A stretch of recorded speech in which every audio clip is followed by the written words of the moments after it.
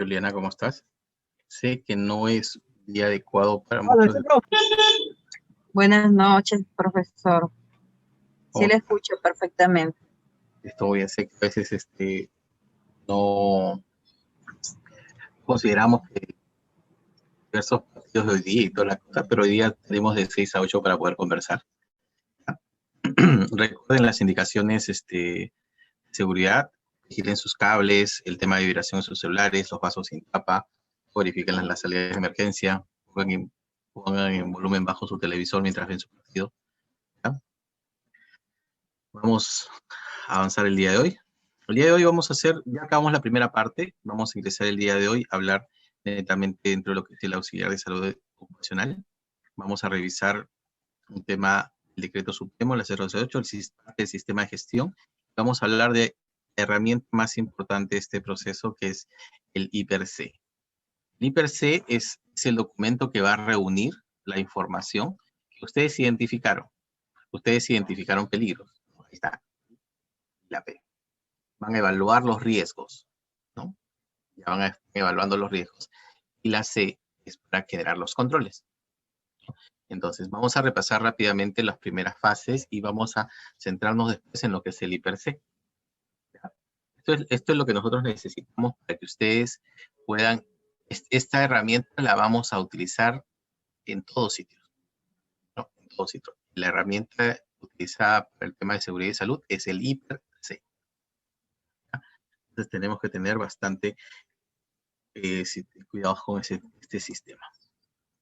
Nuevamente, para que todo se nos quede grabado, el tema de definición que nos dice la OIT es el conjunto de actividades multidisciplinarias encaminadas a la promoción, educación, prevención, control y rehabilitación de los trabajadores para protegerlos de los diferentes riesgos ocupacionales y ubicarlos en un ambiente de trabajo de acuerdo a sus condiciones fisiológicas. Eso es lo que tienen que recordar siempre, ¿ya? Los riesgos laborales van a ser la posibilidad.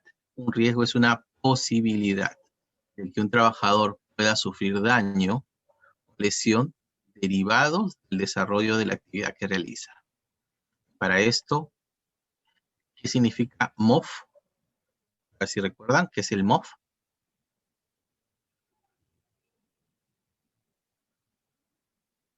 Si me ayudan, Juliana, Olga, el manual de operaciones y funciones que debe tener la empresa sobre cada puesto laboral. ¿Cuáles son las obligaciones, las actividades que está contratado cada trabajador? El peligro es la fuente eminente que puede provocar un accidente o enfermedad. Eso es lo que vamos a identificar.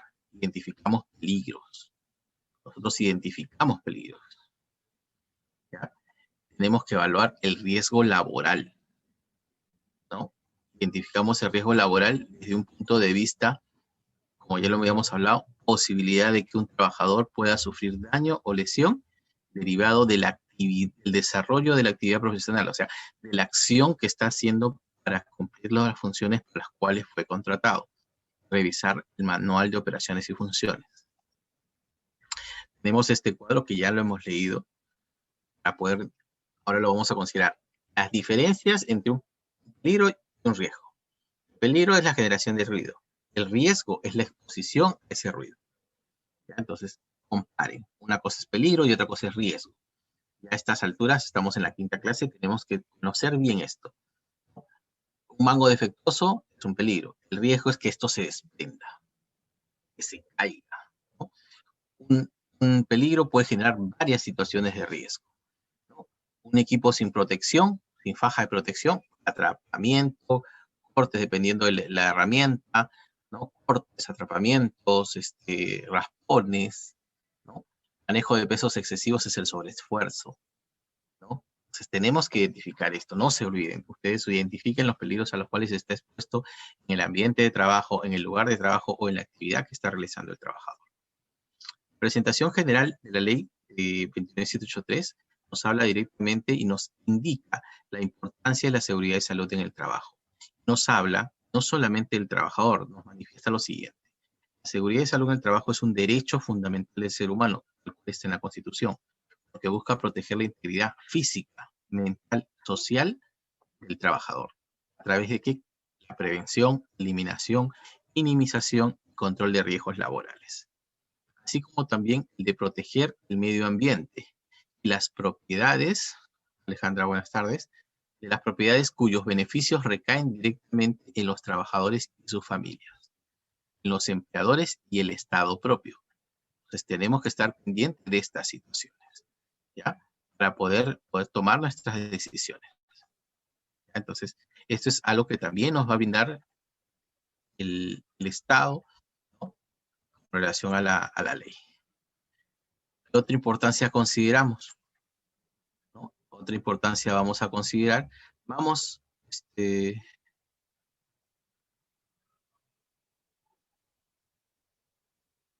hola. Seguridad, el propósito es crear las condiciones para que el trabajador pueda desarrollar su labor eficientemente y sin ningún riesgo, evitando sucesos y daños que puedan afectar su salud e integridad, el patrimonio de la entidad, de la empresa, y el medio ambiente, el lugar donde vamos a estar trabajando, propiciando así la elevación de la calidad de vida del trabajador y su familia, ¿no? Y la estabilidad social, ¿no? ¿Me escuchan claro o la única persona es Olga? Hay que recordar que hay muchas personas que están utilizando el internet en este horario justo, hoy día más que otros, ¿ya? Cuando hablamos de seguridad, ¿se acuerdan que habíamos hablado que esto inmiscuía al Estado, a los trabajadores, al empleador y organismos sindicales? Todo esto nos va a ayudar para hacer los seguimientos,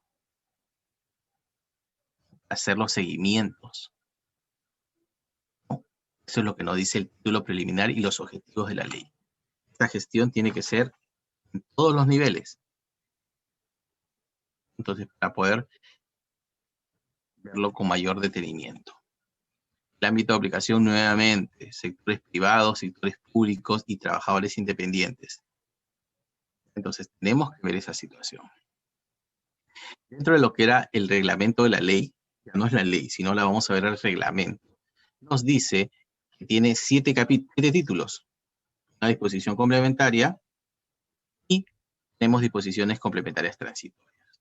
Nos habla de las disposiciones generales. Lo que más nos va a interesar a nosotros dentro de nuestro trabajo es entre el capítulo 4 y el capítulo 7.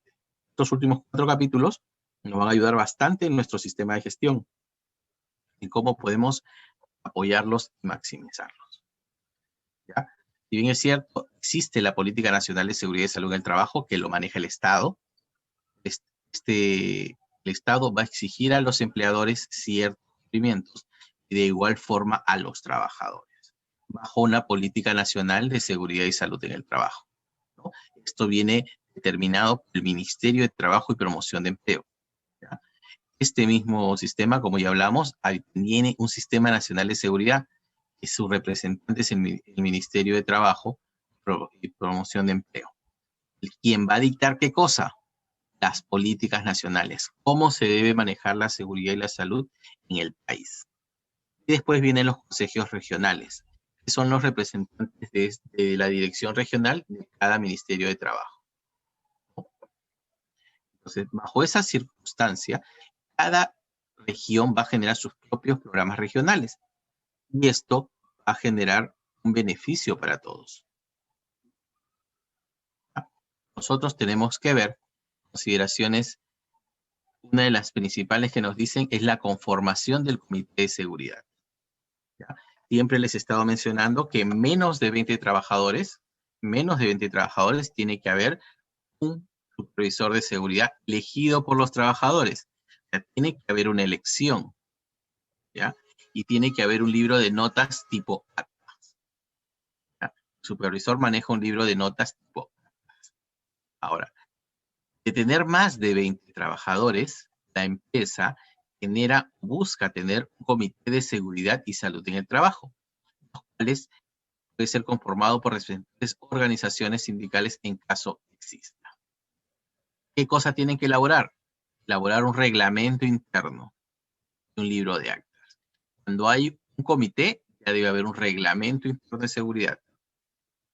Ya debe haber un libro de actas notariado. ¿Qué beneficios, ¿no? tienen estos trabajadores que forman parte de este comité? Licencia con goce de haber para realizar labores de seguridad y salud en el trabajo.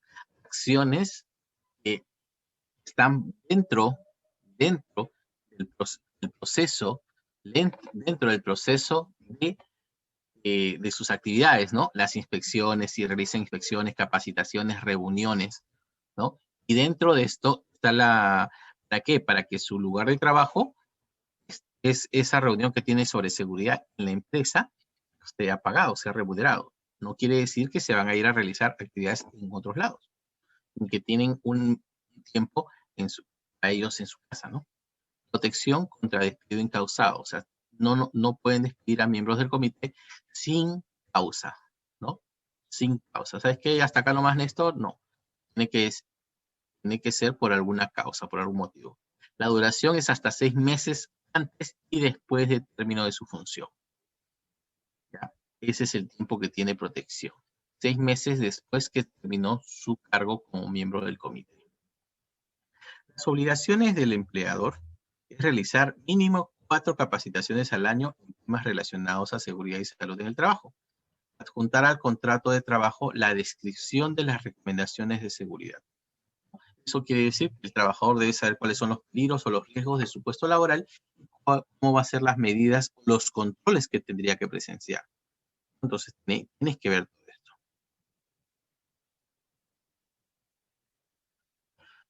Entonces, tenemos que mover esta situación. Así como dijimos, el Ministerio de Trabajo y el Ministerio de Salud trabajan en forma conjunta, pero también estas dos organizaciones van a elaborar 3 sectores adicionales. Con 2 sectores en primordial, que sería el Ministerio de Energía y Minas, son un rubro muy fuerte, el Ministerio de Construcción y Vivienda. Y hay otros ministerios.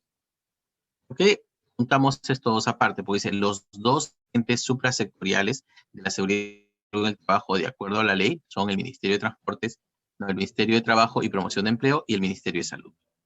INDECI se encarga de la seguridad ante desastres naturales, planes de contingencia y respuestas a emergencia, regulado por la ley 28551.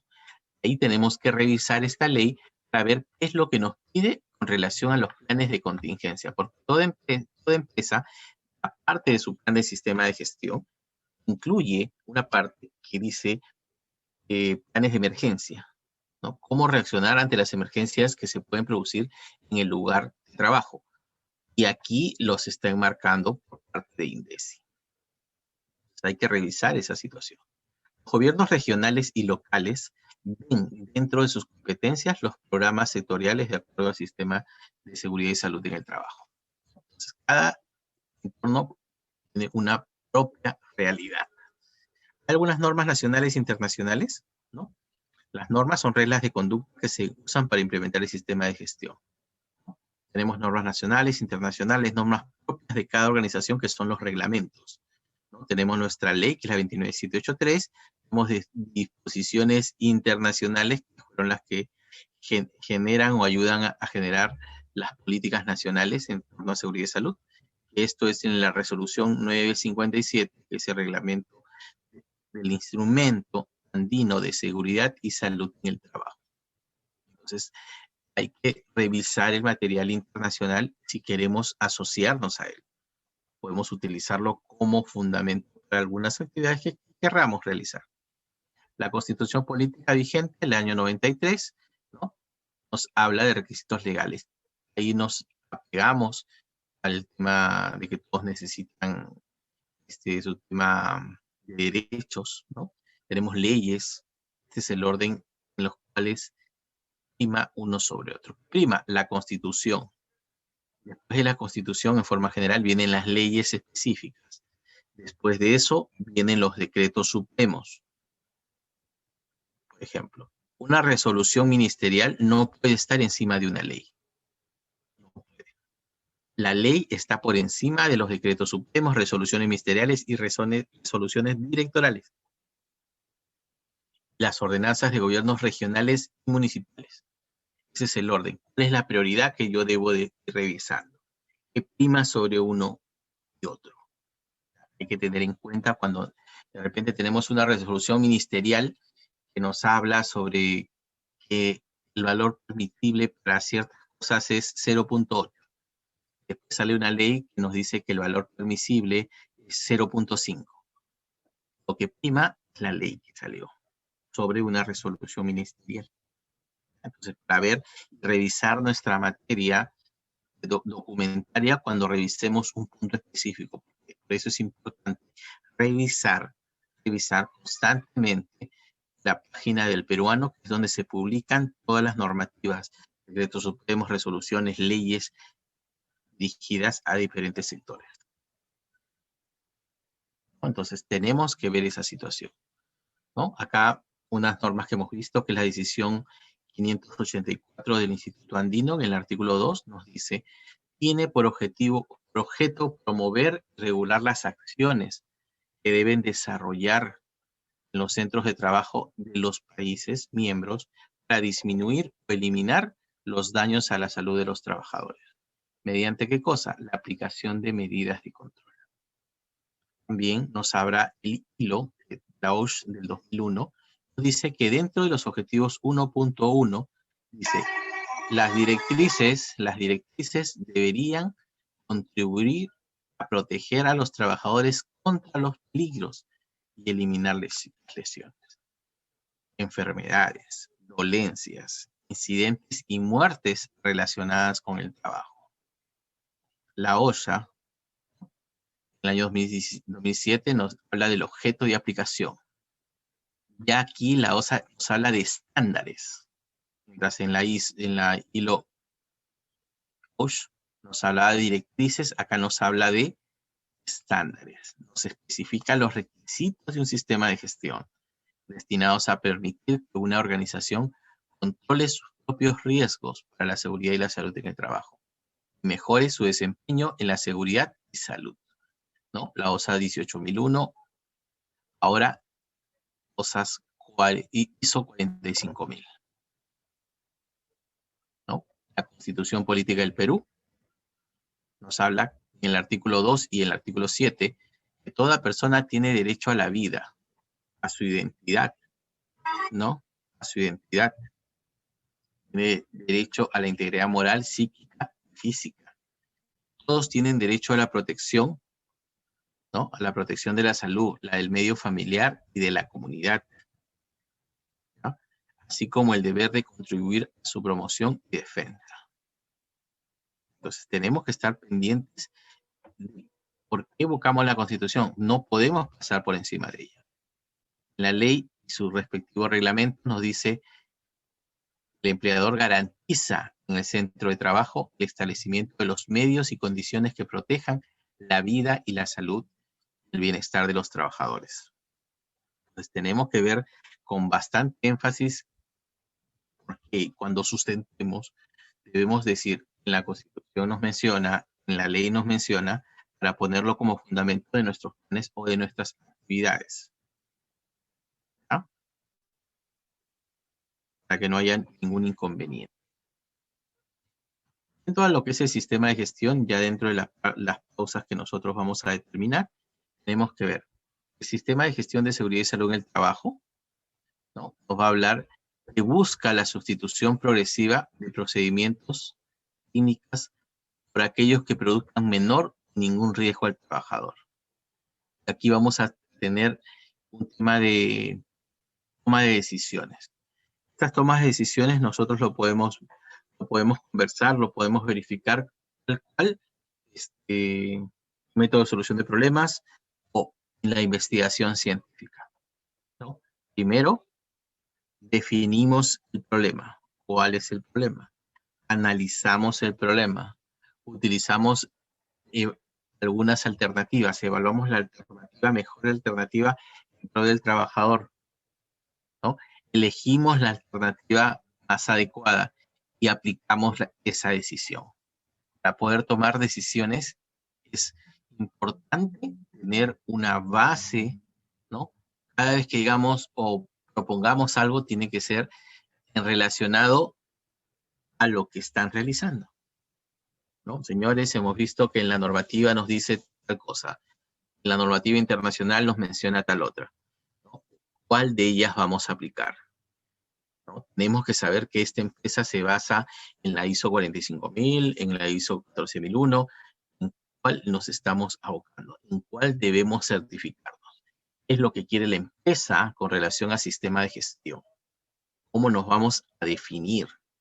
Por eso es importante saber esa situación. Hoy habíamos hablado del tema PEVA, para planificar, ejecutar, verificar y actuar, ¿no? El empleador debe adoptar un enfoque, ¿no? De conformidad. ¿Qué instrumento voy a utilizar? ¿Qué legislación está pendiente? ¿Qué certificación quiero llegar? Tener como marco teórico esa documentación. Cada documento de gestión debe estar basado en una norma, debe estar basado en, sustentado con una norma, con una ley, con un documento en cual yo haga una referencia para yo poder generar un programa, un plan. Y esto va a estar respaldado por la política de seguridad que generó la empresa, ¿no? El empleador, en consulta con los trabajadores y sus representantes, hace una presentación de su política. Señores, en este lugar, nosotros nos comprometemos a desarrollar tales y tales cosas, ¿no? De forma específica, apropiada a la naturaleza del rubro que estoy desempeñando, de forma clara y concisa para que todos sepan qué es lo que la dirección quiere frente a lo que es la seguridad y salud de los trabajadores. Debe estar firmada esta política por el empleador, debe ser difundida, o sea, entregada a todos, todos tienen que leerla, todos pueden encontrarla en un lugar determinado de su publicación. Debe ser actualizada y estar a disposición de las partes interesadas. Se dice que podemos actualizarla al menos una vez al año, ¿no? O cuando haya cambios de alguna documentación necesaria. El sistema de gestión tiene que, ya hemos hablado esto, tiene que considerar el tipo de empresa. Para implementar este sistema de gestión en seguridad y salud en el trabajo, el tipo de empresa. ¿Qué rubro? ¿No? ¿A qué rubro está destinado? ¿Cuál es el nivel de exposición a peligros y riesgos? ¿Cuál es la cantidad de trabajadores expuestos? Ya debiste haber hecho una evaluación, un pedido. Tienes que saber esa situación. La planificación permite a la empresa planificar, que va a permitir a la empresa, primero, cumplir como mínimo la disposición de las leyes y reglamentos nacionales, los acuerdos convencionales y otra derivada de la práctica preventiva. Vamos a mejorar el desempeño laboral en forma segura. Trabajadores seguros van a tener mejor predisposición para el trabajo. Mantener procesos productivos de servicio de manera que sean seguros y saludables, ¿no? Menos enfermedades, menos accidentes, mejor trabajo por parte de mis colaboradores. Disminución de las ausencias laborales, del ausentismo laboral, de los accidentes, disminución de ellos. Para poder establecer un sistema de gestión, debemos realizar una evaluación inicial, una línea base, ¿no? Para saber dónde estamos, saber qué es lo que son las enfermedades que presentan mis trabajadores. Hacer una evaluación documentaria de en qué nos encontramos. Para esto hay un estudio de línea base, tema de seguridad, un documento de línea base. ¿Ya? Sirve de base para planificar el sistema de gestión y realizar la mejora continua. La evaluación aplica a todos los trabajadores y las organizaciones sindicales. Consiste en comparar los requisitos del sistema existente, o sea, es lo que yo tengo, los requisitos de ley de la seguridad y otros dispositivos pertinentes, para ver, alinearme en qué estoy desarrollando. ¿Ya? En la próxima clase vamos a revisar un poquito más a fondo este tema de una línea base. Es un documento en Excel que nos va a preguntar diferentes situaciones y que nosotros tenemos que haber aprendido. Esta línea base va a proporcionar, ¿no?, información ¿para qué? Para considerar todos los riesgos a los que la organización enfrenta, para poder formular planes, implementar y priorizar mejoras en el sistema de gestión. Va a permitir realizar en el proceso uso de listas de verificación, entrevistas, inspeccionando, ¿no?, midiendo directamente, resultando de auditorías, entre otros. Entonces, vamos a tener, bien, al lado izquierdo está nuestro hiper, vamos a realizar un plan de seguridad y salud, vamos a evaluar un estudio de línea base para saber cómo nos encontramos, y vamos a generar posibles inspecciones o mediciones directas. Para esto, ¿no?, es importante que a todos nuestros trabajadores lo protejamos con una barrera de seguridad. ¿Pero de qué lo vamos a proteger? ¿De qué lo vamos a proteger? Quiero proteger a mi trabajador, quiero proteger a mis trabajadores. La pregunta es, ¿de qué? Tengo que enumerar los posibles peligros, identificar los riesgos, riesgos físicos, riesgos químicos, riesgos ergonómicos, riesgos psicosociales. Esos son los riesgos a los que está expuesto, ¿no? El empleador tiene que prever, ¿no?, los controles de la exposición a los agentes, ¿no?, agentes físicos, químicos, biológicos, ergonómicos. Eso es lo que vas a denominarle el hiper, identificación de peligros y evaluación de riesgos. Todavía no hemos visto los controles, acá solamente es el hiper. Entonces tenemos que estar verificando esos temas. Para eso tengo que saber, nuevamente les digo, cuál es el rubro de la empresa, para que ustedes sepan cuáles son los reglamentos a los que vamos a trabajar. Debemos de saber cuáles son las funciones del trabajador, y eso lo encontramos en el MOF, para saber a qué está expuesto. Debemos de saber qué equipo va a utilizar, ¿no? Debemos de saber todo lo relacionado al puesto. Para esto, las medidas de prevención y protección dentro del sistema de gestión se aplican en un orden siguiente. Primero, se deben eliminar los peligros y riesgos desde el origen. En caso no fuera posible, sustituirlo de la fuente que genera el peligro. En caso no fuera posible, aplicar controles de ingeniería, modificar todo. En caso esto no fuera posible, aplicación de controles administrativos, checklist, supervisión, inspección. Y por último, la dotación de equipos de protección personal, ¿no? Tenemos que estar viendo esto con bastante detalle, para que no tengan ningún inconveniente, ¿ya? ¿Qué documentación y qué control debo realizar, ¿no? Debo realizar la organización, debe establecer, ¿no?, implementar y o mantener uno o varios procedimientos. ¿Para qué? Para poder aprobar los documentos. Estos documentos sean aprobados, ¿no? Que estos documentos permitan revisar y actualizar la documentación específica. Permita asegurarse que se identifiquen los cambios y el estado de revisión actual de los documentos. Vamos a poder asegurarnos que las versiones pertinentes, porque siempre vamos a sacar versión 1, versión 2, versión 3. Los documentos van actualizándose porque las normas van cambiando. Tenemos que verificar ello, ¿no? Entonces, tenemos que asegurarse que permanecen legibles y fácilmente identificables.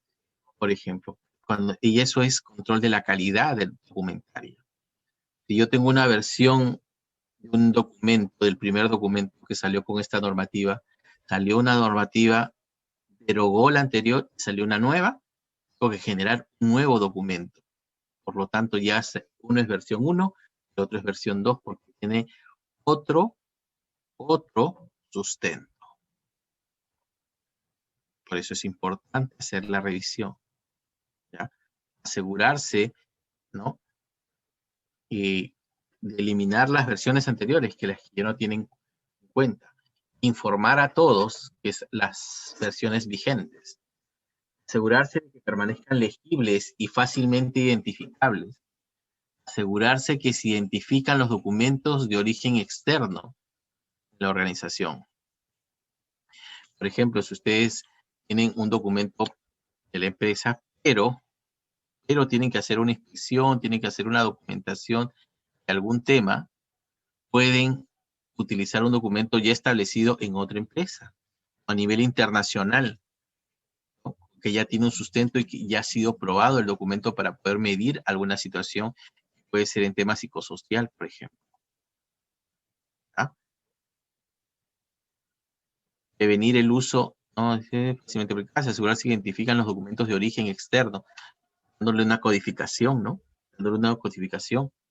Prevenir el uso no intencionado de documentos obsoletos y aplicarles una identificación adecuada en el caso que se conserven por cualquier razón.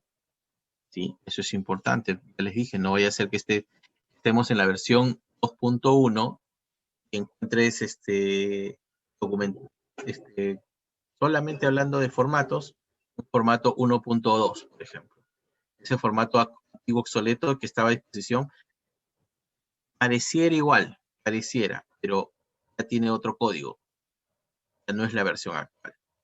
Por lo tanto, debes eliminarlo, ¿no? Debes eliminarlo e informar a las personas para que estén pendientes de esta situación. Esto genera un control operacional. Un control que va a permitir revisar las cosas, ¿no? Entonces, nosotros debemos de saber qué podemos hacer.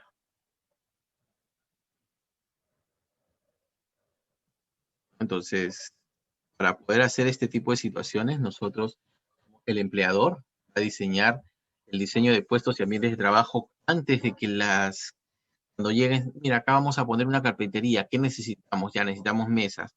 ¿Qué altura? Altas, bajas, pequeñas, ¿qué tipo de trabajo van a hacer acá? Entonces tenemos que diseñarlo acorde a esta situación, acorde a esta realidad. Mira, vamos a manejar equipos eléctricos, corriente, listo. Entonces vamos a poner una plataforma que no sea fierro, no que sea de cemento, o sea colchada, o sea antieléctrica. Atenuación del trabajo monótono y repetitivo. Evitar la repetición de las actividades, haciendo pausas, haciendo un trabajo más variado. Sustitución de situaciones peligrosas por otras que entrañen menor peligro, logren a la misma actividad, pero generen menor peligro para las personas que están expuestas. Elaboración de procedimientos y estándares de trabajo. Es obligación de parte del empleador elaborar procedimiento y estándar de trabajo. Es un procedimiento o un estándar de trabajo. Es cómo deben hacerse las cosas. ¿Cuál es la forma correcta de realizar una tarea, un trabajo? Y eso se llama un procedimiento. ¿Se respetó el procedimiento? Excelente. Pudo haber sido un accidente, pero si no se respetó el procedimiento, no se restableció el estándar, estaríamos hablando. Juliana.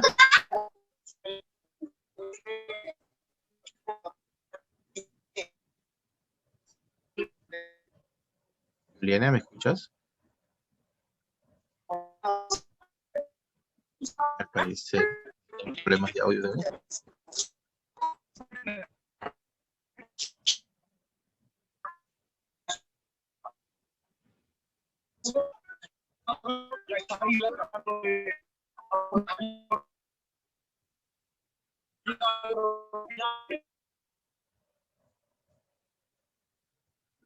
Uy, se salió.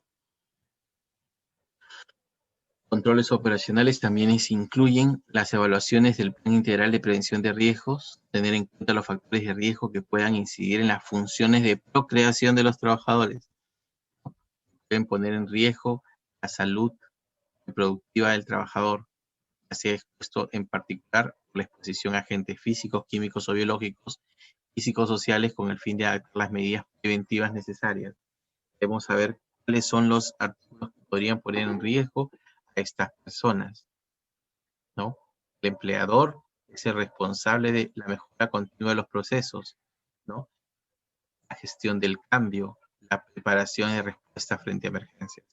La primera imagen vamos a ver, miren, cómo transportan un mismo objeto, de una forma fácil y una forma difícil. Una forma fácil con las rueditas y una forma difícil exponiendo la parte física del trabajador. Una posición ergonómica o disergonómica que no le ayuda y le va a causar lesiones. Divulgando la información, generando factores de cambios y siempre estando preparados en caso suceda una emergencia. El empleador siempre debe considerar, ¿no?, verificar el seguimiento y medición del desempeño, medir, evaluar cada cierto tiempo el desempeño con respecto a los estándares. ¿Cómo han estado nuestros estándares? ¿Cómo es el reconocimiento por el buen desempeño, ¿no? Dar siempre una felicitación es gratificante para el trabajador. Esto es importante. Investigación de accidentes, en caso esto sucediera, ¿no? Ya sea accidentes, enfermedades, incidentes relacionados con el trabajo. Permitida determinar una investigación, se buscan las causas del incidente. ¿Qué causó inmediatamente? ¿Cuáles fueron las causas básicas? Los factores personales del trabajador o los factores del trabajo. Llámese también actos subestándar o actos o condiciones subestándar. Cualquier diferencia dentro del sistema de gestión para la planificación de la acción correctiva pertinente, ¿no? Para hacer un cambio en la estructura, las condiciones de trabajo o hacer una reinducción al trabajador que posiblemente desconocía, ¿no? Había habido exceso de confianza dentro de las cosas. Es importante considerar todos estos factores dentro de una investigación. Las no conformidades o acciones correctivas y acción preventiva es lo siguiente. El objeto de la supervisión es controlar que el sistema de gestión funcione adecuadamente. Va a permitir aportar o adoptar las medidas preventivas y correctivas asociadas al trabajo. Por ejemplo, Néstor, en el tema de enfermería, tienen un modelo de zapato de vestir color negro con pasadores.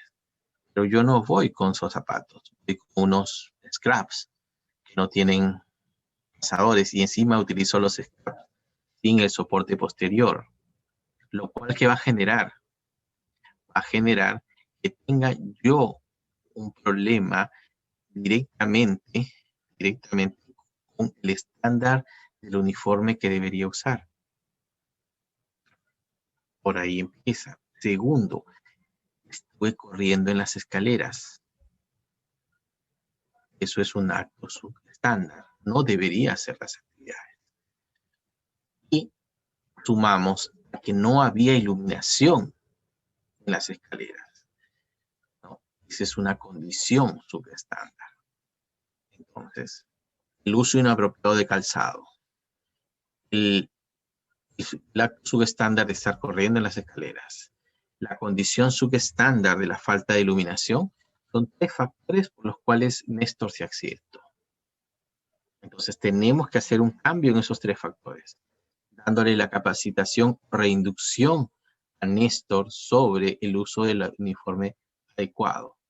Darle la reinducción sobre el tema de traslado dentro de la instalación, o sea, no correr. Y en suma, en estos dos primeros, uno era el tema de seguridad, el tema del vestir y el tema de deambulación, tema de seguridad. En el tercero, ya no se le da la capacitación a Néstor, sino se hace acción correctiva sobre el ambiente de trabajo. Le faltaba iluminación. Se hacen las coordinaciones correspondientes y el seguimiento para que esta acción correctiva se dé. cumplimos las no conformidades, hicimos una acción correctiva con el trabajador, pero también tenemos que hacer acciones preventivas. La primera acción preventiva es difundir el accidente a todos los trabajadores, informándoles: señores, el día de ayer Néstor estuvo haciendo un accidente en el cual estuvo involucrado el no uso correcto del calzado, el correr en las escaleras y el tema de la falta de iluminación en las escaleras. Ya se cursó el procedimiento para mejorar la iluminación en el lugar y a todos ustedes se les está haciendo recordar nuevamente nuestros procedimientos en los cuales indica el tipo de calzado, y después las actividades en las cuales se les pide que no corran dentro de las instalaciones. Entonces tenemos que ver eso con mayor cautela para evitar ciertas circunstancias. Tenemos que realizar, ¿no?, verificar auditorías internas, realizar auditorías periódicas a fin de comprobar si nuestro sistema ha sido aplicado, es adecuado, es eficaz. La auditoría también puede ser realizada por auditorías independientes, porque tienes auditoría interna, auditoría externa. Si necesitas certificarte para algún sistema de gestión, ¿no?, alguna ISO, puedes solicitar certificación externa. La consulta sobre la selección del auditor en todas las fases de la auditoría, incluido el análisis de resultados, ¿no?, se requiere la participación de los trabajadores y sus representantes. ¿Por qué? Porque la auditoría les va a preguntar a todos los miembros o actores sociales de la empresa acerca del sistema de gestión, cómo lo están manejando, cómo lo están teniendo. Entonces eso es importante para ver cómo podemos ir avanzando. ¿Ya? Entonces, teniendo en cuenta eso, ya podemos ir manejando mucho mejor las cosas. Auditoría interna son las investigaciones que deben permitir al empleador, ¿no?, verificar el tema de la estrategia global del sistema de gestión para ver si estamos logrando los fines previstos. ¿Para qué lo generamos? Porque lo tenemos. Quiere decir que deberían disminuir los accidentes, disminuir la accidentabilidad, ¿no? En el caso de no ser el caso, generar cambios en la política, en los objetivos, ¿no? Si de repente los accidentes han aumentado, ser mucho más estricto en la política, ser mucho más predisponente para hacer las inspecciones, para hacer las auditorías, para hacer mayores capacitaciones, orientaciones, ¿no? Todos los resultados deben ser comunicados al Comité de Seguridad y Salud del Trabajo, a los trabajadores y a sus organizaciones sindicales, ¿no? Pedimos, por ejemplo, una investigación frente a un accidente, una auditoría sobre cierto proceso, para poder tener información. La dirección de la empresa debe revisar y tomar acciones de los aspectos más relevantes de seguridad, ¿no? Es importante que la empresa sepa los objetivos del sistema del área de seguridad, que sepa los resultados de todas las actividades del IPER, que sepa los resultados de las supervisiones y mediciones de la eficiencia, saber si se está cumpliendo, ¿no? Mandarle un informe diciéndole: no se cumple esto, no se cumple el otro, para poder tomar una decisión. Las investigaciones de accidentes, enfermedades, incidentes relacionados con el trabajo, resultados y recomendaciones de las auditorías y las evaluaciones realizadas por la dirección de la empresa. Las recomendaciones del Comité de Seguridad o del Supervisor de Seguridad por cualquier miembro de la empresa en pro de las mejoras. Debemos informarle de los cambios de las normas legales. Señor, salió una nueva directiva en el peruano sobre este tema que sí nos compete a nosotros, sí abarca al nuevo sistema de gestión. Se están pidiendo cambios. Ya no es un distanciamiento laboral de 1,5 metros, sino ahora nos piden de 2 metros. Por citar un ejemplo. Ya no dicen sobre edad de 60 años, sino ahora menciona edad de 150, de 65 años.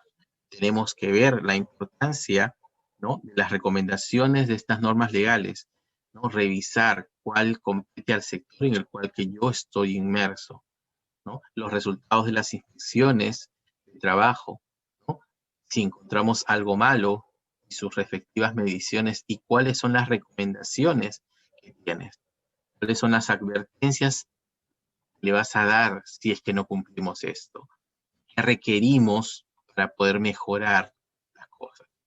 No solamente es entregar, no cumples, sino, señor, no se está cumpliendo esto, podemos tener una sanción, podemos tener esto, para poder mejorar esta situación. Así debe trabajar un área de seguridad y salud en el trabajo, ¿no? Un área en la cual buscamos las soluciones. Todos tenemos que dar las soluciones más correctas y más competentes. Y muy aparte, debemos estarle informando también de los acuerdos convencionales y actas de trabajo, cómo se ha venido trabajando, cómo se está desarrollando las cosas, ¿no? Para verlo con más detenimiento. Algo ya hemos ido revisando sobre los derechos y obligaciones de los empleadores. ¿Alguna pregunta hasta acá? Olga, Alejandra.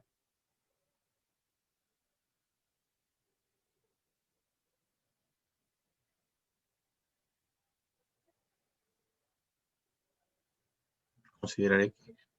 A ver, acá hay una preguntita. Bueno, todo está bien. Listo. Derechos y obligaciones de los empleadores. Ya hemos ido revisando algunos de ellos. El empleador tiene que garantizar las elecciones de los representantes de los trabajadores a través de las organizaciones sindicales como para que lo puedan manipular. Pero hay algo muy importante recordar, el supervisor también tiene que ser elegido si son menos de 20 trabajadores. Y los trabajadores que quieran formar un comité siempre y cuando sean mayores de 20 trabajadores, ¿ya? Se debe garantizar el real y efectivo trabajo del comité paritario, asignando los recursos necesarios. Por incumplimiento del deber de prevención, genera la obligación de pagar indemnización a las víctimas o sus derechohabientes. El escenario del trabajo durante la ejecución de una labor bajo su autoridad o en el desplazamiento de la misma, aún fuera del lugar y horas de trabajo. Por ejemplo, mi lugar de trabajo es un edificio donde estamos haciendo la construcción y mi empleador, junto con el almacenero, le digo al almacenero, ve a comprar, ve a dirigir para ir a comprar cosas a la ferretería. Sin el camino a realizar estas actividades, ¿cómo se llama? Le pasa algo al trabajador, ha recibido una orden directa del empleador, para poder tomar ciertas decisiones. No podemos decidir ese tipo de cosas. ¿Ya? Entonces tienes que ver esa situación con mayor calma para tener si bien es cierto, no aparece en el MOF, tiene que ser revisado por se sustenta en una orden directa de su jefe, que lo envió hacia la ferretería. En el transcurso desde el puesto laboral a la ferretería, se accidenta. Ya eso está considerado como una actividad dicha por el trabajador, por el empleador. Y un enfoque de género y protección a las trabajadoras, las mujeres que están embarazadas, ¿no? Tenemos que revisar, se considera que al estar en estado de gestación, tienen derecho a ser transferidas a otro puesto que no implique riesgo para su salud integral, ¿no? Las trabajadoras que están en esta etapa de gestación pueden ser transferidas y o movilizadas, ¿no? De su puesto laboral, si es que su puesto pondría en riesgo su gestación, sin disminuirle su tema remunerativo o la categoría, ¿no? Las empresas especiales de servicios y o cooperativas de trabajadores que desarrollan obras o servicios en un centro de trabajo o con ocasión de trabajo correspondiente del principal. En caso de incumplimiento, las empresas principales es la responsable solidaria frente a los daños e indemnizaciones que pudiera generarse. En resumen de este punto, tengo una empresa A que tiene un edificio. Un edificio tiene cosas. Contrato a una empresa de aires acondicionados y viene a desarrollar mis actividades aquí. Y se lesiona acá. Se lesiona en el edificio que es de mi pertenencia, que es de la empresa. Y un subcontratista se lesiona. ¿Ya? Si en caso la subcontrata que yo contraté no cumple todos los beneficios laborales ni no tiene un sistema de gestión, automáticamente la empresa A asume la responsabilidad de este subcontratista, de este trabajador que se accidentó dentro de mi empresa. Por eso es la importancia de solicitar toda la documentación necesaria a nuestros subcontratistas que laboran dentro de nuestra instalación. Es importante hacer ese seguimiento. Es importante poder brindar esa información dentro de lo que es el sistema de gestión. Yo los voy a dejar acá. Vamos a darle 10 minutos de receso para poder descansar y estirarnos un ratito. 10 minutos regresamos, son 10 para las 7, a las 7 continuamos.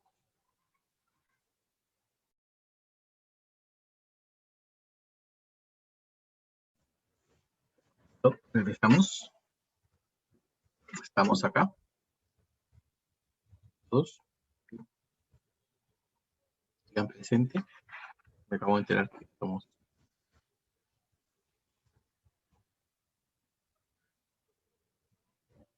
¿Ya?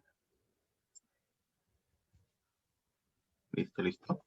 A ver, ya hemos visto las obligaciones del empleador, garantizar a los trabajadores hayan sido consultados antes que se realicen cambios de su operación, los procesos u organizaciones que pudieran tener repercusiones en la salud de sus trabajadores. Esto quiere decir que también cada vez que haya un cambio de puesto laboral, tengas que volver a capacitar a tu trabajador. Te puede hacer que no conociera las nuevas actividades o no conozca los nuevos peligros del puesto que van a asignar. Entonces hay que volver a capacitar. Informar a los trabajadores a título grupal de las razones por las cuales los exámenes de salud ocupacional e investigaciones en relación con los riesgos de seguridad en los puestos de trabajo y a título personal. Primero, como grupo, señores, estos son los resultados en forma global. Como persona individual, el médico debe informar directamente al trabajador. Recordar que el acto de una evaluación médico ocupacional es un acto médico, donde solamente puede informarle el médico directamente al trabajador sus diagnósticos. ¿No? Son confidenciales, no pueden ser utilizados para ejercer discriminación alguna sobre los trabajadores en ninguna circunstancia o momento. El incumplimiento del deber de confidencialidad por parte de los empleadores es pasible de acciones administrativas y judiciales. Ya hemos visto la mala información, la mala praxis, la falta de ética son acciones administrativas y judiciales que en los cuales podemos caer, ¿no? Los requisitos mínimos, ¿no? Las empresas con 20 o más trabajadores, el empleador debe entregar a cada trabajador el reglamento interno de seguridad y salud en el trabajo, realizar no menos de 4 capacitaciones al año en seguridad y salud en el trabajo, juntar el contrato de trabajo, la descripción de las recomendaciones del sistema de CST, brindar facilidades económicas y licencias con goce de haber para la participación de los trabajadores, elaborar un mapa de riesgo con la participación de la organización sindical, representantes de los trabajadores, delegados y el Comité de Seguridad y Salud en el Trabajo, el cual debe exhibirse en un lugar visible.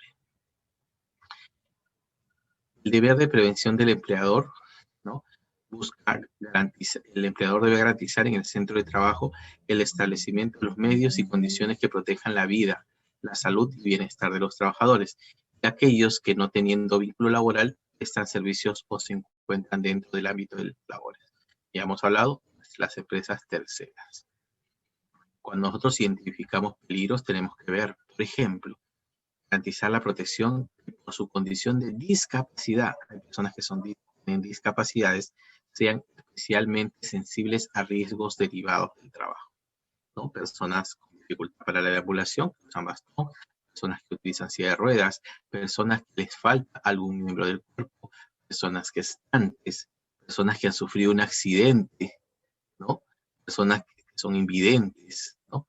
Personas que realizan sus labores por falta de comunicación, ¿no? Los recursos, funciones y responsabilidades de la autoridad. El empleador organiza un servicio de SST propio o común a varios empleadores, cuya finalidad es esencial y preventiva. Ojo, el servicio de seguridad y salud puede ser por parte de la empresa o si es que forman parte de un consorcio. ¿Cómo se llama un consorcio? Un consorcio es donde hay un servicio para varios empleadores, ¿no? Una empresa que maneja salud y seguridad de diferentes empresas y le da la información para que los supervisores de seguridad o los comités puedan realizar sus actividades. El responsable del sistema de gestión es el empleador. Asume el liderazgo y compromiso de las actividades de seguridad, respalda las actividades de seguridad y debe proveer, mantener un ambiente de trabajo seguro y saludable. Va a delegar funciones y la autoridad necesaria al personal encargado del desarrollo, aplicación y resultados del sistema de gestión, quien rinde cuentas al empleador. Ello no lo exime de su deber de prevención y, de ser el caso, de resarcimiento. Tiene que haber una carta de delegación de funciones y autoridades para el encargado del área de seguridad. El empleador tiene la obligación de practicar exámenes médicos antes, durante y al término de la relación laboral. Los trabajadores, acordes con los riesgos a los que están expuestos en su trabajo. El empleador informa al Ministerio de Trabajo y Promoción de Empleo los accidentes mortales, incidentes peligrosos, cualquier tipo de situación que altere o ponga en riesgo la vida, la integridad física y psicológica del trabajador, suscitando en el ámbito laboral. El centro médico asistencial que atienda al trabajador por primera vez sobre algún accidente de trabajo y enfermedades profesionales registradas o las que se ajusten a la definición legal de estas, está obligado a informar al Ministerio de Trabajo. Quiere decir que de salud, el Ministerio de Salud, la postas una clínica de considerar un accidente de trabajo y o de considerar una enfermedad profesional, pues tienen la obligación de informar al ministerio sobre esta patología y sobre este caso en especial, ¿no? Entonces tenemos que hacer ese seguimiento.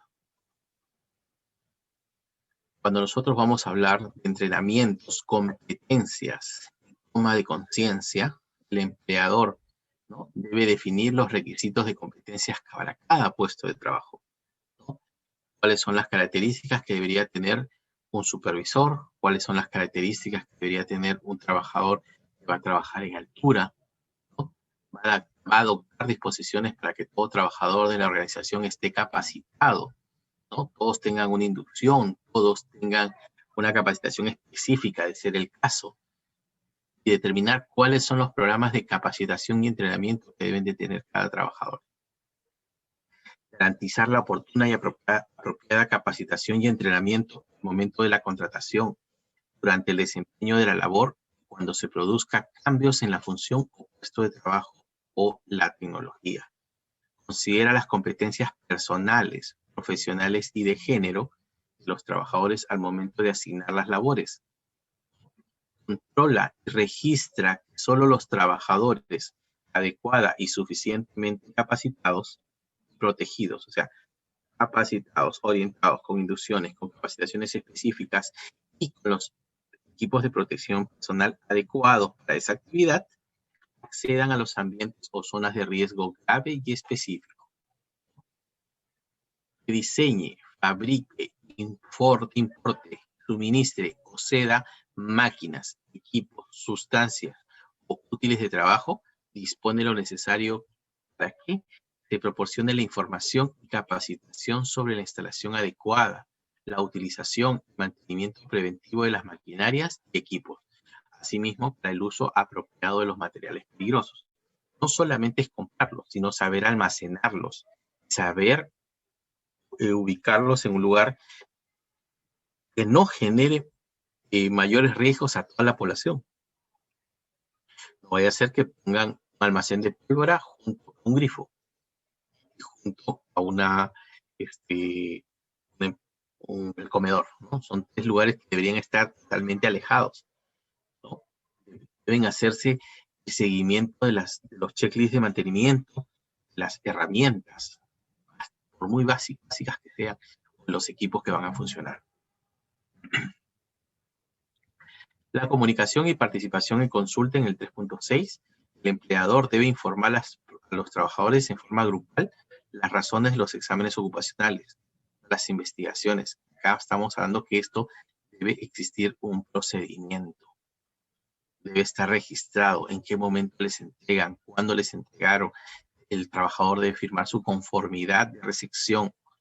Algunas empresas tienen todos sus trabajadores un correo corporativo, ¿no? Un correo corporativo, y les envían la información directamente a su correo, dándoles la información en formato PDF e indicándoles que cualquier duda o consulta pueden acercarse con el médico ocupacional de la empresa en un periodo de tiempo determinado, ¿no? Si nadie solicita, ya los trabajadores tienen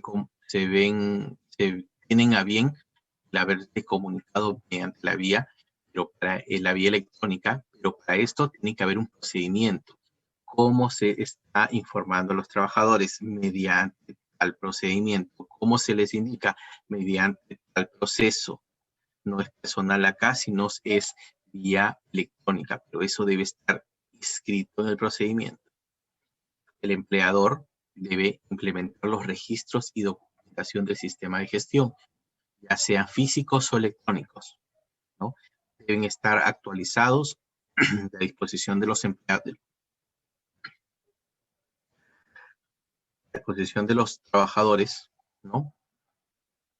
Y a la autoridad competente, en caso nos venga una auditoría de un momento a otro, respetando el derecho de confidencialidad. ¿Qué va esto? Aquí es donde se le hizo el examen a Néstor de actitud, sí. Tengo un certificado médico ocupacional. Este certificado médico ocupacional nos dice si yo soy apto o no apto para el puesto o si estoy apto con restricciones. Este documento se lo puedo presentar al inspector de la SUNAFIL. Con esto doy fe de que sí se ha realizado la evaluación médico ocupacional y lo está firmando con un certificado médico ocupacional. Es diferente al resultado o a la ficha médica del examen médico. El EMO sí solamente se le entrega al trabajador. ¿Por qué? Porque contiene diagnósticos y solamente debe ser entregado al trabajador. El certificado médico ocupacional, donde solamente menciona si es apto o no es apto, se le da las recomendaciones del caso, eso debe ser visto por todos, sin ningún problema. Y el tiempo de duración, el reglamento se establecen los registros obligatorios a cargo del empleador y los registros relativos a enfermedades ocupacionales se deben conservar por un periodo de 20 años. Ya de 20 años a partir de la toma. El empleador adopta el enfoque de género para la determinación de la evaluación inicial y el proceso de identificación de peligros y evaluación de riesgo anual. ¿Qué actividad realiza? ¿A qué tiempo debo tomar el examen? Recordar que hay muchas empresas que por hoy también están realizando a través de una respuesta del Tribunal Constitucional sus evaluaciones por nivel de riesgo bajo cada 2 años. Hay que implementar las medidas necesarias para evitar la exposición de las trabajadoras en periodo de embarazo y o lactancia a labores peligrosas, ¿no? Sustancias químicas, por ejemplo, una persona que está realizando tintura de cabello, ¿no? Aspirado, ¿no? Las trabajadoras en este estado de gestación tienen derecho a ser transferidas a otro puesto laboral, como ya lo hemos visto anteriormente. El empleador no emplea menores y adolescentes para la realización de actividades insalubres o peligrosas. Debe realizar una evaluación de los puestos de trabajo que van a desempeñar los adolescentes, con el objeto de adoptar las medidas preventivas. Practicar exámenes médicos antes, durante y después de la relación laboral de los adolescentes trabajadores. Y ahora vamos con los deberes y derechos de los trabajadores. Tener derecho a comunicarse libremente con los inspectores de trabajo, ¿no? Aún sin la presencia del empleador. La transferencia de un trabajador motivada por razones de seguridad y salud en el trabajo debe producirse sin menoscabo de sus derechos remunerativos y de categoría. O sea, si yo lo voy a trasladar a otro servicio porque estaba con algún proceso que lo pone en riesgo en el actual trabajo, lo debo cambiar, pero no le debo de quitar sus derechos remunerativos, la categoría con la cual estaba este trabajador. O no, es que no puedes realizar tal función, entonces ya te cambio, pero te cambio con tal puesto. independientemente del sueldo. No, no puede ser. Los trabajadores eligen a sus representantes ante el Comité de Seguridad y Salud en el Trabajo y a sus supervisores en seguridad y salud mediante elecciones. Estas elecciones deben durar mínimo un mes, que tiene periodo de presentación de candidaturas, periodo de descarte de candidaturas, periodo de publicidad de las candidaturas, la fecha de la votación y el escrutinio público y la presencia de actas del comité electoral. En los centros de trabajo en donde existan organizaciones sindicales, estas organizaciones pueden organizar las elecciones. Ellos pueden, en caso de carecer de un órgano sindical, quien organiza las elecciones es la propia empresa a través de su área administrativa. El Comité de Seguridad y Salud del Trabajo o el supervisor y todos los participantes del sistema de gestión cuentan con la autoridad que requiere para llevar a cabo adecuadamente sus funciones. Asimismo, se les otorga distintivos que permitan a los trabajadores identificar. Distintivos en los cuales deben de tener, porque de no tener este distintivo puede ser una inconformidad frente a una auditoría o una certificación, ¿no? Basta con un PIN, basta con un photocheck, ¿no? Basta con un, si todos usan un casco, una señal en el casco, un casco diferente, ¿no? Para que puedan determinar ciertas situaciones frente a las actividades que van a realizar. Las obligaciones de los trabajadores y sus representantes deben de responder e informar con veracidad a las instancias públicas que se lo requieran. Caso contrario, es considerado falta grave, ¿no? Debe responder e informar con veracidad a las instancias públicas que lo requieren. Esto es en función a las investigaciones que se pueden dar, ¿ya? Por favor. Tienen la obligación de revisar los programas de capacitación y entrenamiento y formular las recomendaciones al empleador, ¿no? Decirle, no, miren, esto de acá me parece que no va, ¿no? Y eso el comité lo puede revisar y lo puede entender. ¿Qué hace una inspección de seguridad y salud en el trabajo?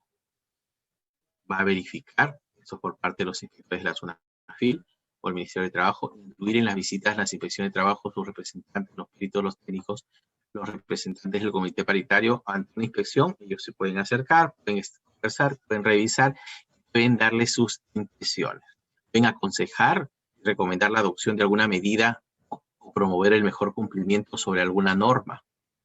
Requerir al inspeccionado que dentro de un plazo determinado cumpla para realizar modificaciones requeridas.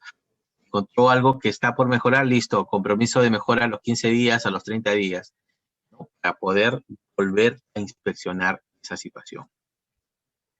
En caso sea necesario, por una falta muy grave, iniciar el procedimiento sancionador mediante la extensión de actas de infracción, porque no estamos cumpliendo con la norma mínima, o si no cumplimos, nos pueden detener la obra. Entonces, tenemos que ver esto. El esquema de un procedimiento de inspección viene de la siguiente forma. Se genera una orden, se va a ver una inspección u orientación, la van a venir al centro laboral, programando una visita inspectiva. Va a haber constancia de actuaciones inspectivas, o sea que estás realizando la inspección. Van a generar un acto de comparecencia, te van a decir, señor, tiene 30 días calendario para poder hacer la evaluación. Tienes dos opciones. Si subsanas la observación, el expediente se archiva. O sea, ahí nomás quedó, ya no entra sanción. Pero si no subsano la observación, se emite el acta de infracción. Nos dieron un tiempo determinado. No lo cumplimos, no lo levantamos, nos sanciona. Esto pasa en la información a la subdirección de inspecciones, donde se genera el inicio del procedimiento sancionador. Por lo tanto, sale una multa. Ojo, estas multas salen con documentos en los cuales salen con resoluciones. Eso es que se demora. Entonces, tenemos que ver eso con mucha mayor tranquilidad. Esto es lo que usualmente maneja la ley 28806, que es parte de las inspecciones por parte de una entidad del Estado. Y también la paralización. Si de repente el inspector encuentra una inobservancia normativa ¿no? Un riesgo a la seguridad y la salud de los trabajadores, tiene la capacidad de realizar una paralización inmediata, o prohibir los trabajos hasta que subsanen o levanten esas observaciones. Mientras en la anterior solamente te sancionaban y seguías trabajando, te daban opción para que lo mejores. Si encuentran algo demasiado, un riesgo grave o inminente, algo que va a suceder, dicen, hasta acá nomás, lo paramos, nadie trabaja hasta que me levantes esta observación. Y encima, puede haber sanción de por medio.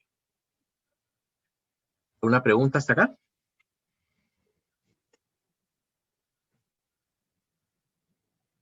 Chicos, ¿alguna pregunta? Chicas, ¿alguna pregunta?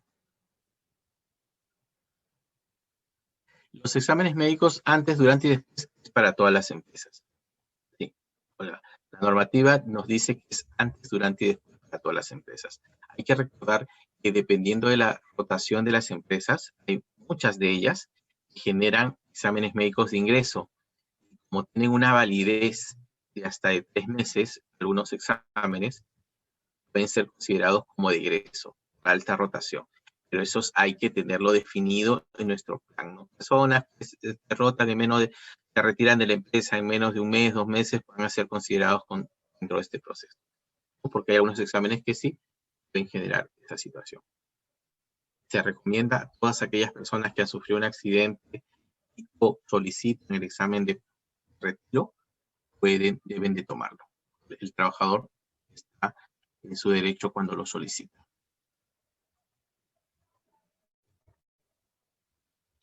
Vamos a dar el concepto de esto de metodología hiper, ¿ya? De metodología hiper. El hiper tiene sus formas de realizar la actividad, ¿ya? Estamos en la diapositiva 69, ¿ya? Esto va a ser el material para la próxima clase, ¿ya? La metodología de ejemplos de llenado de fichas hiper. Pero vamos a revisar las teorías y después vamos a profundizar para la siguiente clase en forma completa. Vamos a ir avanzando, ¿ya? Mire, esto es un peligro, ¿no?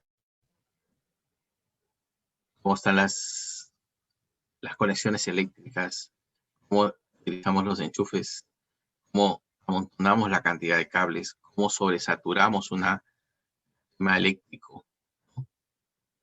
Cómo hacemos diferentes circunstancias. Miren, tenemos un balón de gas junto a un balón de oxígeno, ¿no? Y encima estos balones no están sujetados a la pared para evitar que se caigan, ¿ya? Entonces, ahí es donde nosotros vamos a poder determinar la inspección. Sin necesidad del trabajo, ya estamos inspeccionando el lugar. Tiene que tener una base, tiene que tener una protección para que no se caiga. Estos balones son de fácil caída, ¿no? Asegurándolos como condiciones. Bien, este señor en la imagen derecha está haciendo sus actividades. ¿Qué está haciendo? Caminando sin línea de vida, sin un arnés. Se puede caer, está trabajando en altura. Se puede caer. ¿Por qué? Porque, es cierto, está a ras del piso, pero debajo de ese hueco es alto, es un socavón, se puede caer. Entonces, tenemos que saber identificar qué cosas es lo que deberían tener como mínimo. Los métodos de identificación de peligros, primero, van a ser las inspecciones. Cuando nosotros vamos a buscar algo, tenemos que hacer una inspección, hacer un checklist, un barrido, un ocular. Tenemos que determinar si han habido accidentes previos ahí, si han habido análisis de procedimientos y tareas. ¿Cuáles son los análisis de procedimientos y tareas? ¿Cuáles son las auditorías? ¿Cuáles son las listas de verificación? Checklist, ¿no? ¿Cuáles son las observaciones planeadas a cierto tiempo? Es importante revisar todas esas actividades que realiza el área de seguridad.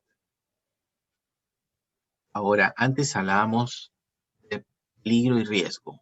Hablamos de riesgo laboral. Hoy día vamos a darle una definición más técnica. Nos dice, riesgo, la combinación de la probabilidad de que ocurra un suceso o exposición peligrosa y la severidad del daño o deterioro de la salud que puede causar el suceso de exposición. Entonces, es la probabilidad combinada con la severidad. ¿Qué tan probable es que ocurra algo? ¿Qué tan severo puede ser? Ese sería el resumen. ¿Qué tan probable es que esto suceda y qué tan severo puede ser? Eso es un riesgo. Eso es una definición técnica de riesgo. Pero en seguridad siempre hablan de que hay un riesgo aceptable. Es el riesgo que se ha reducido a un nivel que la organización puede soportar respecto a las obligaciones legales y su propia política de seguridad y salud en el trabajo. Por ejemplo, ustedes han explicado riesgo de tolerancia cero. Se tolera cero, o sea, no le da un margen de error de que pueda haber un accidente, no, tolerancia cero. Y eso lo determina la propia política de la empresa. La propia política de la empresa, para evitar ciertas circunstancias. Miren, aquí ya cambiamos el primer cuadrito que teníamos, ¿no? Un cuadrito mucho más simple. Aquí ya le estamos, antes decíamos ruido, decíamos problemas auditivos. Ahora le estamos diciendo un ruido mayor a 85 decibeles generado por una compresora. Ya soy más técnico. ¿Por qué? Porque ya medí el nivel de ruido. Ya tengo que medir el nivel de ruido. Si me sale menos de 85, no hay peligro. Si me sale más de 85, sí hay peligro. Entonces ya lo cuantifiqué y ya lo valoré. Sobreexposición al ruido. El riesgo es la sobreexposición al ruido. Sobreexposición ya nos está hablando de límites de tiempo. Sobreexposición puede ser, la normativa nos dice para determinadas cosas, 1 hora, 2 horas, 3 horas.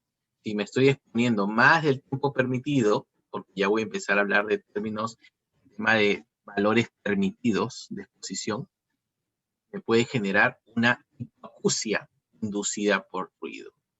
Una disminución de mi tema auditivo inducida o generada por el ruido.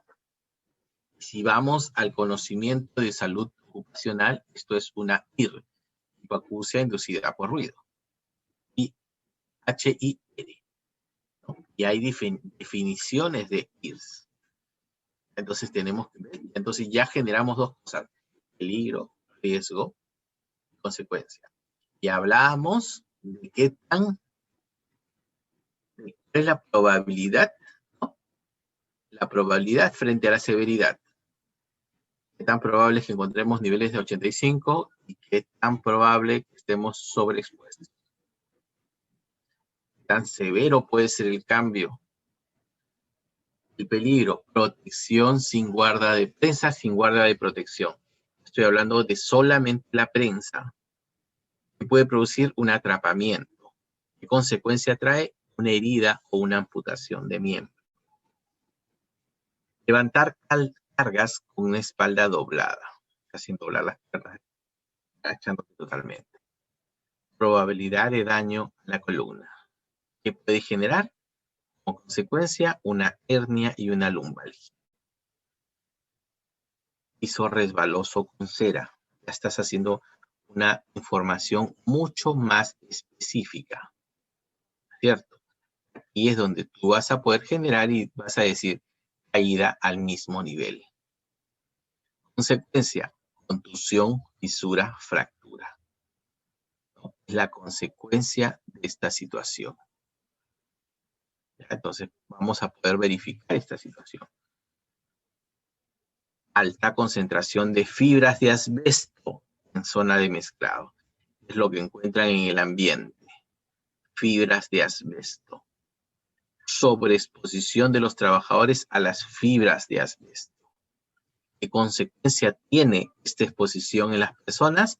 Enfermedades a las vías respiratorias, más conocidas como consecuencia del asbesto, es la asbestosis. Entonces, aquí nos da otra definición, ¿o no? Nos están dando más definiciones. Ya nos van a profundizar un poco más el tema de peligro y riesgo, poniéndonos las consecuencias, pero ya estamos encontrando peligros específicos. Esto es lo que van a tener ustedes como identificación de peligros, tarea del día de hoy. La identificación de peligros, o sea, van a generar ustedes la unidad orgánica, están realizando la identificación, qué área están desempeñando, por ejemplo, mi casa, mi unidad orgánica, mi casa. Mi área, primer piso, si quiero poner. Ubicación, cocina. Procedimiento, corte de verduras. Peligros, ¿cuál es el peligro? El cuchillo es el peligro. El riesgo, un riesgo de, ¿qué riesgo puede haber frente a un cuchillo? ¿Qué riesgo puede haber frente a un cuchillo?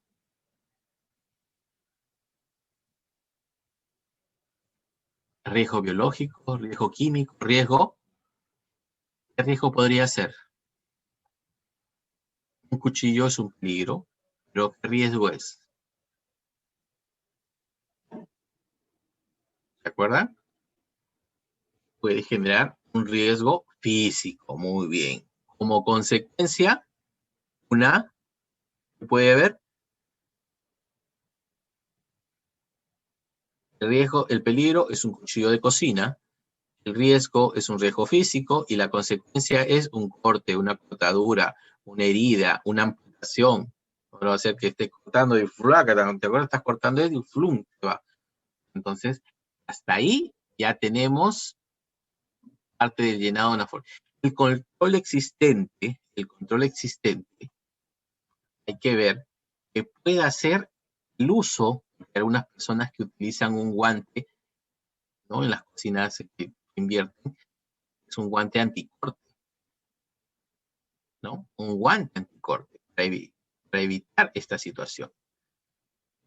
Al costado vas a ponerle cuántas personas, el número de trabajadores expuestos.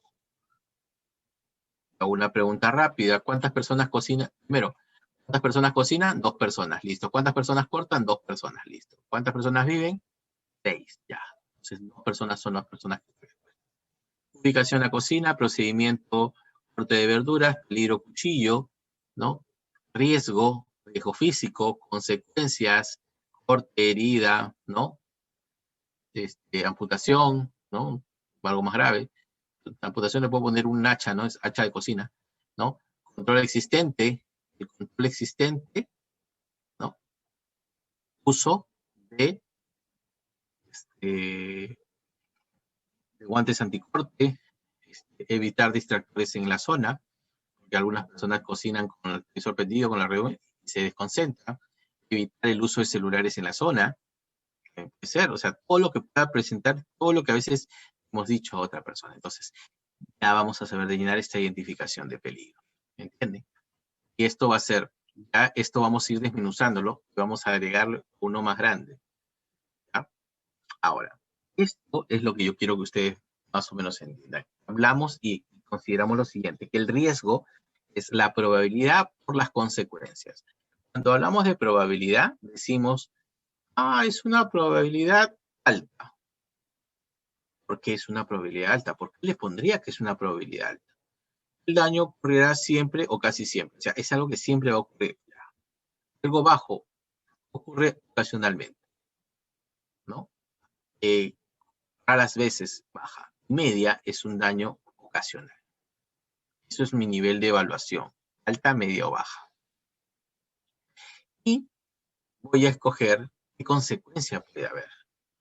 Ligeramente dañino, dañino o extremadamente dañino. Voy a determinar si es un daño a la persona, un daño al material. Lesiones leves sin días perdidos. Daños leves a máquinas o herramientas. Lesiones graves con días perdidos, o sea, descansos médicos. Deterioro total de la maquinaria, destrucción material de la máquina. Extremadamente dañino, amputaciones, lesiones fatales o destrucción total de la máquina. Esto es evaluar. Pero ya le hemos dado un nivel de clasificación a ambos casos. a ambos casos, las probabilidades y a las consecuencias. Para esto vamos a hacer un cuadro de doble entrada. Esto de aquí es pasado acá.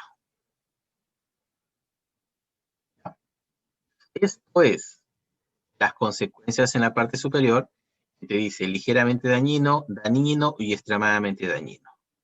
La probabilidad es baja, media o alta. Te van a decir, y les voy a preguntar, señores, señoritas, para evaluar el riesgo de este procedimiento que habíamos hablado, vamos a ver si me permite.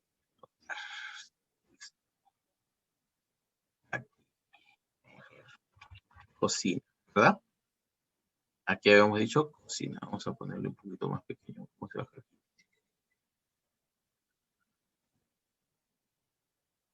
Cocina. ¿Estamos bien ahí? Ya. Le ponemos otro. Procedimiento. Corte de verduras. Debe ser ese procedimiento, ¿no?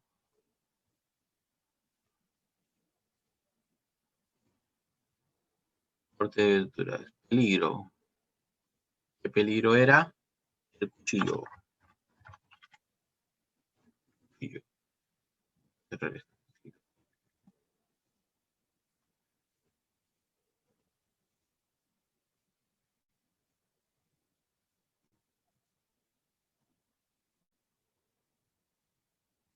Selección.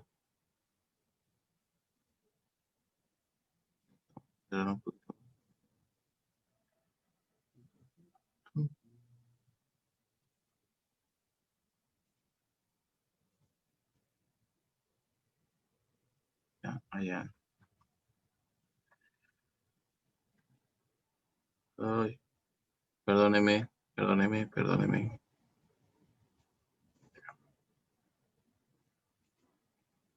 Ya.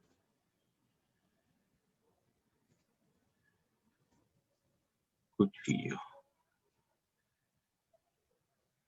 Ya. Vamos a hacer otro más y ponemos aquí. Riesgo físico. Ya, hemos puesto aquí. Ponemos otro más. Ponemos consecuencia, corte. O podemos poner heridas para que se vea diferente. Herida. ¿Ya?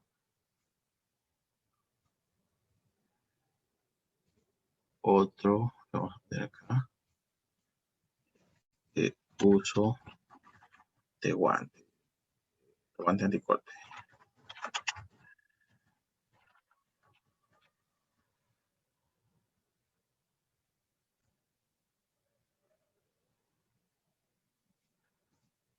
¿Ya? Y el número de trabajadores, 2. Habíamos dicho.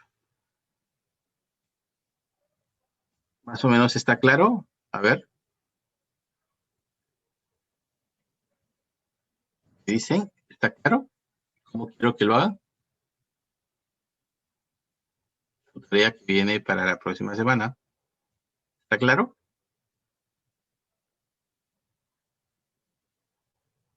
Listo. Ahora, cuando vamos a determinar esto, vamos a ponerlo de la siguiente forma. Vamos a ver ciertas determinaciones. Cuando nosotros digamos, ¿no?, en este tema de probabilidad, ¿qué probabilidad hay que esto suceda? Voy a escoger 3 opciones. 3 opciones voy a escoger. ¿No? Puedo escoger para, vamos a borrar esto. ¿Eso está claro ya? Vamos a borrar para que no se quede en esto. Listo. Cerramos esto y vamos acá. Nosotros vamos a determinar qué probabilidad hay que una persona se corte realizando corte de verduras. ¿Qué probabilidad hay? ¿Alta, media o baja? Díganme ustedes. ¿Qué probabilidad hay?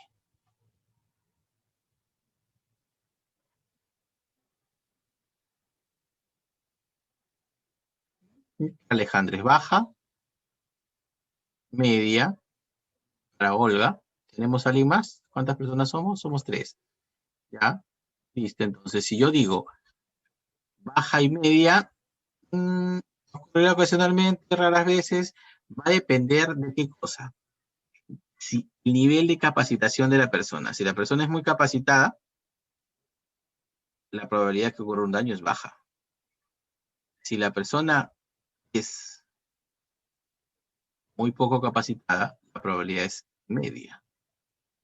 Si la persona no tiene capacitación, la probabilidad que algo ocurra es alta. ¿Ya? Entonces vamos a considerar una capacidad media porque son 2 personas que están. Entonces, probabilidad media. ¿Qué consecuencia vamos a utilizar? Si hay una probabilidad media, ¿qué se dañaría? ¿La persona o el material? ¿La persona o el material? La persona. Ya, la persona se va a cortar. Es más o menos hábil, digamos así. Entonces, tendríamos que decir, un corte de ese nivel le va a producir daño, es altamente dañino, extremadamente dañino o ligeramente dañino. ¿Cuántas mamás se han cortado y siguen trabajando? Ligeramente dañino, ¿no? Lesión leve sin días perdidos. Entonces, estaríamos utilizando esta de acá. Ligeramente dañino. Recuerden, ¿ah? Probabilidad media, consecuencia ligeramente dañino. Estas son las que estamos utilizando porque es un daño a la persona.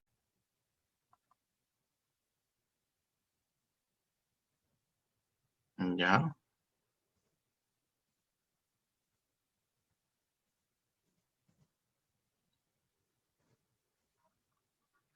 Entonces, si nosotros elegimos probabilidad media,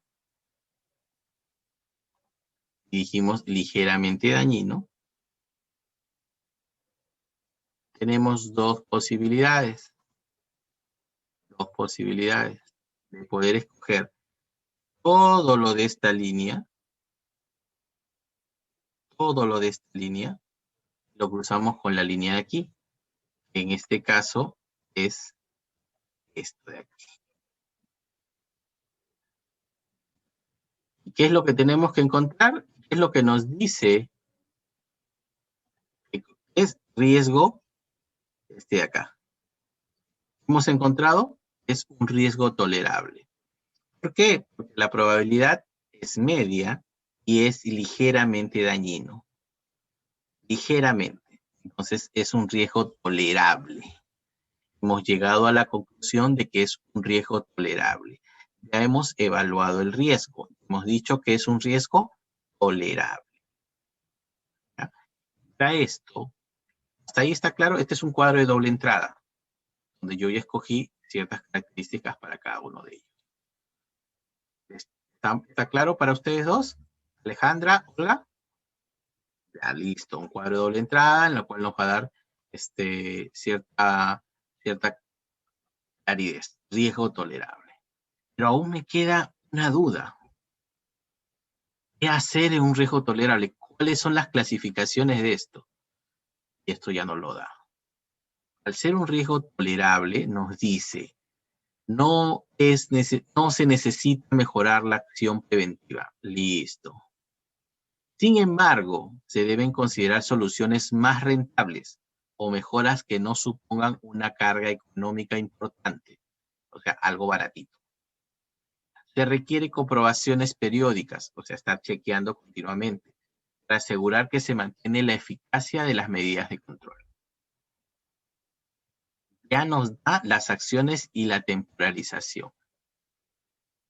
Y esto ya está determinado, y esto debe existir en un plan dentro de tu sistema de gestión. Que puede ser un riesgo trivial, un riesgo tolerable, un riesgo moderado, un riesgo importante, un riesgo intolerable. Cuando estamos hablando de un riesgo intolerable, ya estaríamos hablando de un riesgo que no debe generarse. Esto de aquí, en el caso que fuera trivial, no se requiere acción específica. En caso que sea moderado, se debe hacer esfuerzos para reducir el riesgo. Determinar las inversiones precisas.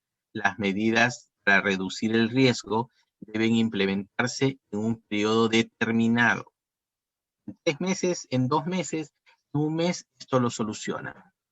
Cuando el riesgo moderado está asociado con consecuencias extremadamente dañinas, se precisa una acción posterior para establecer con más precisión la probabilidad de daño como base para determinar la necesidad de las mejoras de control. Entonces, ¿es importante saber evaluar los riesgos? Sí, es importante. Y de encontrar que el riesgo es importante, dice, no debe comenzarse el trabajo hasta que se haya reducido el riesgo. Puede que se precisen recursos considerables para controlar el riesgo. Cuando el riesgo corresponda a un trabajo que se está realizando, debe remediarse el problema en un tiempo inferior a los riesgos moderados. Si en el riesgo moderado diste 6 meses, aquí son 3. Cuando encuentras un riesgo intolerable, nos dice, no debe comenzar ni continuar el trabajo hasta que se reduzca el riesgo.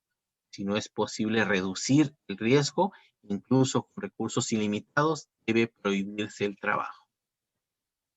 ¿Dónde encontramos un riesgo? Aquí, miren. Lo encontramos aquí, cuando la probabilidad es alta y es extremadamente dañino. Cuando es alta y es dañino, es riesgo importante. Cuando es media y extremadamente dañino, es intolerable, ¿no? Aquí hay un juego de doble entrada. Ustedes tienen que saber definir el informe final de la acción o temporización a realizar. ¿Alguna pregunta hasta aquí?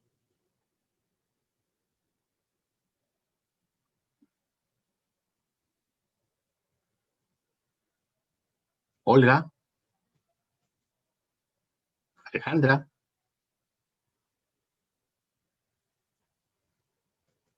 ¿Ya? Bien, acá tenemos esto de forma muy clara.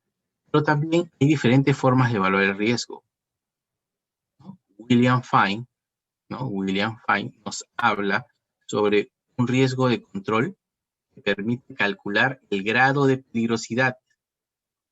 Ya no nos habla sobre las consecuencias y exposición, sino nos da probabilidades. Mientras en este era probabilidad y consecuencia, aquí le aumenta la exposición. Consecuencias, exposición y probabilidad. Lo cual nos va a dar el grado de peligrosidad. Este es un método de William Fine. Entonces tenemos que estar conscientes de cómo podemos manejarlo. Acá ya nos habla de consecuencias a nivel de puntajes. Se definen como el daño debido al riesgo que se considera más grave, ¿no? Y nos da por valores, ¿no? Incluyendo desgracias personales y daños materiales. Valores numéricos de acuerdo a la siguiente tabla. Si fuera una catástrofe, muertes numerosas, daños mayores a $900,000, nos habla de 100 puntos. Daños, varias muertes y daños entre 450,000 y 90,000, 50 puntos. Daños entre 90,000 y 450,000, 25 puntos. Lesiones graves, invalidez permanente y daños entre 9,000 y 90,000, 15 puntos. Lesiones incapacitantes entre 900 a 9,000, 5 puntos. Lesiones sin incapacidad hasta 900 puntos. Entonces, ya tenemos más o menos el valor de las consecuencias. La exposición nos habla y nos dice que hay valor para la exposición. Si ocurre una exposición remotamente, no se sabe que haya ocurrido, y esto vamos con los antecedentes. Es la frecuencia con la que se presenta la situación de riesgo, es decir, cada cuánto estamos expuestos a un riesgo, 0.5.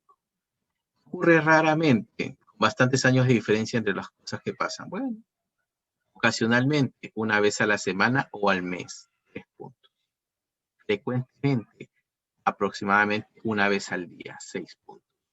Continuamente, muchas veces al día. Esto es en relación a la exposición. La pregunta es, ¿cada qué tiempo, si yo hablaría de las consecuencias, un corte, un daño, una amputación de un dedo, es una lesión grave, incapacitante, podemos llegar al grave, pero ¿un corte en el dedo nos llevaría a la muerte? ¿Un corte en el dedo nos llevaría a la muerte? No. Ninguna nomás, ¿no? Podría ser una lesión grave, ¿sí? Podría ser entre las 3 primeras, entonces tendríamos entre 1 y 15 puntos para lo que estábamos tocando. La exposición sí es continua, ¿no? Porque se realiza muchas veces en el día, dependiendo, ¿no? Si estamos hablando de mi casa, se cocina una vez al día al menos, pues, ¿no? Entonces serían 6, ¿no? 6 puntos. Pero si estuvieras trabajando como cocinero, como cocinera, ahí sí sería 10 puntos, porque paras cocinando, ¿no? Paras utilizando el cuchillo. En este caso de nosotros, recuerden, el primero estaríamos hablando, para más o menos lo que estamos hablando nosotros, hemos quedado en una lesión incapacitante. 5. ¿Ya? Estaríamos hablando, la primera, 5, acuérdense, para poder, lo que pasa es que no me quedan muchos, ¿ya? En la segunda, estaríamos hablando de forma frecuente. 5, en este caso, 6. ¿Ya? Probabilidad que ocurra algo. Es la probabilidad de que una vez presentada la situación de riesgo se origine el accidente. Coincidencia extremadamente remota, pero posible, 0.5. Coincidencia muy rara, pero se sabe que ha ocurrido, 1. Sería una consecuencia rara, pero poco posible, 3. Completamente posible, no será nada extraño. Es el resultado más probable y esperado. ¿Qué le podríamos poner acá? A ver, decisiones de los 3. ¿Ustedes qué dicen? Es el resultado más probable, 0.5. ¿Sí? ¿Pero se sabe que ya ocurrió antes un corte? ¿Alguna vez ustedes se han cortado en la cocina? Yo sí me he cortado. Entonces, no se sabe qué ocurrió, ¿no? Muy rara o rara, hay que ver, ¿no? Si de repente son tanto considero, pero vamos a considerarle 1. Entonces, 1 le consideramos. Entonces, para ver esta probabilidad, nos dice, el grado de peligrosidad es, ¿cuánto era? Era la multiplicación, ¿no? A ver. Y tenemos 5 por 1, 5 por 1, 5. Por 1, 5. Entonces serían 5. Menos de 20. Riesgo aceptable. Pero ¿qué hubiera sido si le hubiéramos puesto lesión grave? 15. Ocasionalmente, una vez al mes me corto. 15 por 3, 45. Y le pongo, sería una coincidencia rara, pero poco probable. 45 por 3, ¿cuánto sería? 90, serían 135. Para 135 es riesgo notable. Hay que hacer una corrección urgente. Ese es el grado de peligrosidad que nos menciona William Fine. ¿Esto está más o menos claro? ¿Cómo está? Mejor. Cada proceso tiene ciertas normativas. Hay que leerlas, revisarlas. ¿Ya? Listo. El día de hoy vamos revisando esas dos. ¿Ya? Les dejo para que revisen la técnica española, que es un poco más larga. Un poco más larga, y es un tema que nos va a evaluar, y vamos a hablar también el llenado de fichas de IPC. ¿Ya? Esto va a ser el tema de la próxima clase, el próximo viernes. ¿Ya? Entonces, es un poco más complicado, estamos yendo de menos a más. ¿Alguna pregunta para el día de hoy? ¿Alguna duda? Olga, Alejandra, ¿qué les pareció el tema de manejo del hiper? Estamos empezando a ver probabilidades, estamos empezando a ver consecuencias. El método tradicional, el método de William Fine. sí, es una forma de empezar a saber nosotros qué metodología vamos a utilizar y apegarnos a esa metodología para poder trabajarlo de la mejor forma. ¿Ya? Listo. Gracias por escucharme. Disculpen que no los haya dejado ver su partido el día de hoy. Esperemos que el resultado de alguna manera nos tranquilice o nos alegre. No ser posible, bueno, siempre hay una oportunidad más adelante. Tengan una muy buena noche. Cuídense.